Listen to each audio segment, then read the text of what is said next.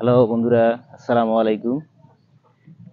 আহ, বরাবর মতো আজকেও নতুন আরেকটি ব্লগ নিয়ে আপনাদের মাঝে উপস্থিত হলাম। নিশ্চয়ই আপনারা সবাই ভালো আছেন, সুস্থ আছেন। আহ, আল্লাহর রহমতে আমিও ভালো আছি, সুস্থ আছি। তো আজকে আপনাদের সামনে আমি যে ব্লগটি নিয়ে আসতেছি সেটা হচ্ছে যে আপনারা হয়তো অনেকেই আমার এই ভিডিওটি দেখছেন। সেটা হলো মেবি ফেব্রুয়ারি মাসের 9 তারিখে আমি বোরো ধান লাগাইছি। আজকে হচ্ছে মে মাসের 18 তারিখ। তো মোটামুটি ধান পেকে গেছে। তো এই জিনিসটাই আপনাদের সাথে শেয়ার করার জন্য আজকে আপনাদের মাঝে উপস্থিত হয়েছি। তো এখন আমি আপনাদেরকে সেই ধান ক্ষেতটি দেখাবো। বন্ধুরা, আপনারা দেখতে পাচ্ছেন আমার সেই বোরো ধান ক্ষেতটি। অলরেডি ধান কিন্তু পেকে গেছে, আর 4-5 দিন লাগবে আর কি। 4-5 দিনের মধ্যে আমরা ধান কেটে ঘরে নিয়ে আসব। তো আপনাদেরকে এর আগেও আমি মানে বলছিলাম যে খুব কম, 100 থেকে 120 দিন, অর্থাৎ আপনার বীজ বপন থেকে ধান কাটা পর্যন্ত এর আয়ুকাল হচ্ছে 100 থেকে 120 দিন। অর্থাৎ কিছু কিছু ধান আছে 100 দিনের মধ্যে কাটানো হয়, কিছু ধান আছে 110 দিন, এবং কিছু ধান আছে 120 দিন। মানে সর্বোচ্চ 120 দিন। 120 দিনের মধ্যে ধান কেটে ফেলতে হয়। মানে ধান পেকে গেলে মাঠে রাখার কোনো সুযোগ নেই, কারণ ধানটা ঝরে যাবে। এই জন্য 120 দিনের মধ্যে ধানটাকে কেটে মাড়াই করে ঘরে নিয়ে আসতে হয়। তো আমাদেরও সেই 100 দিন পার হয়ে গেছে, অর্থাৎ ফেব্রুয়ারির 9 তারিখ থেকে মের 9 তারিখ হচ্ছে আপনার 90 দিন, আর ওইখানে হচ্ছে 9 দিন, মানে 100 দিন হচ্ছে রানিং আর কি। হ্যাঁ, 100 দিন রানিং চলতেছে। সামনে বীজ থেকে চারা পর্যন্ত ওইখানেও 15-20 দিন লাগে। ওভারঅল 100-120 দিন এরকম লাগে। তো আপনারা দেখতে পাচ্ছেন যে পাশের ক্ষেতটি কিন্তু কাটতেছে। এটা আমার চাচু ভাইয়ের ধান ক্ষেত, ওটা অলরেডি কাটতেছে। ওই ধান ক্ষেত আর আমার ধান ক্ষেতের লাগানোর বয়সের পার্থক্য হচ্ছে এই 1 সপ্তাহ। ঠিক আছে, উনি 1 সপ্তাহ আগে লাগাইছে, আমি 1 সপ্তাহ পরে লাগাইছি। তো আমারও ধান ক্ষেতটা তো 2-3 দিনের মধ্যে কাটবো আর কি, কারণ লেবারের একটা বিষয় আছে। কারণ সব সময় লেবার পাওয়া যায় না, কারণ সিজনের সময় সবাই আসলে ব্যস্ত থাকে ধান কাটা নিয়ে। তো যার কারণে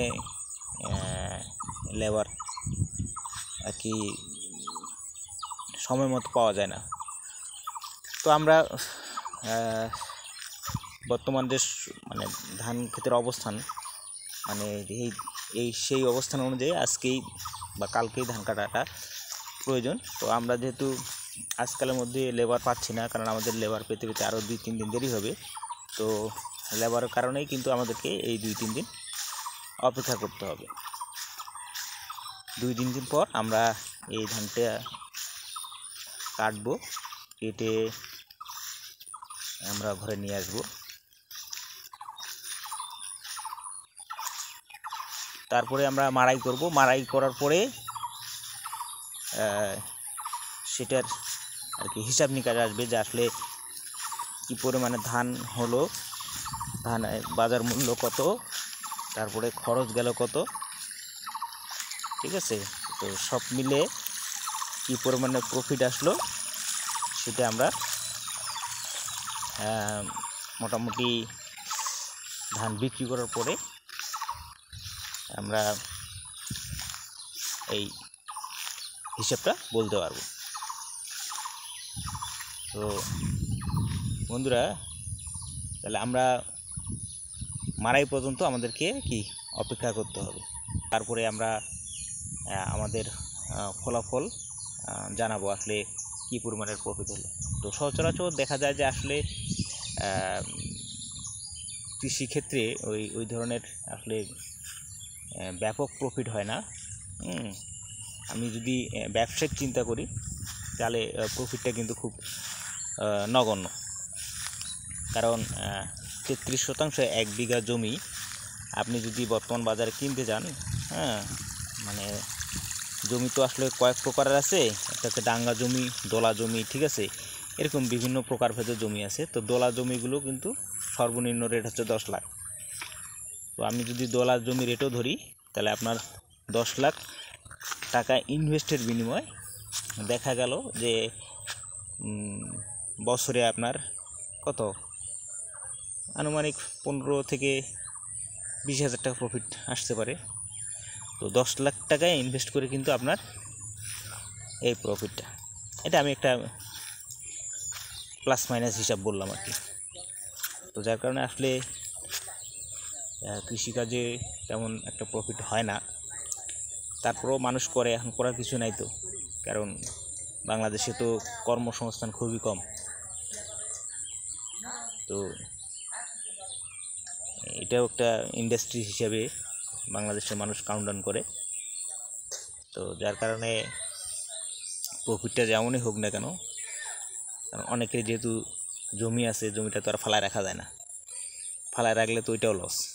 তো যার কারণে স্বল্প প্রফিট হলেও মানুষ কৃষিকাজটা করে। বাণিজ্যিকভাবে আসলে খুব কম কৃষকই করে, সবাই আসলে বাড়ির প্রয়োজনেই এখন বেশিরভাগ চাষাবাদ করে, কারণ আসলে অ্যাকচুয়ালি এখন বড় বড় কৃষক নেই বললেই চলে, হাতে গোনা দেখা গেল যে হয়তো 5 থেকে 10% কৃষক আছে যারা বাণিজ্যিকভাবে কৃষিকাজ করে, আর বাকি 90% কৃষক কিন্তু এই দেখা গেল যে যতটুকু চাষাবাদ করে নিজের প্রয়োজনে করে, অতিরিক্ত যেটা হয় সেটা তারা বিক্রি করে।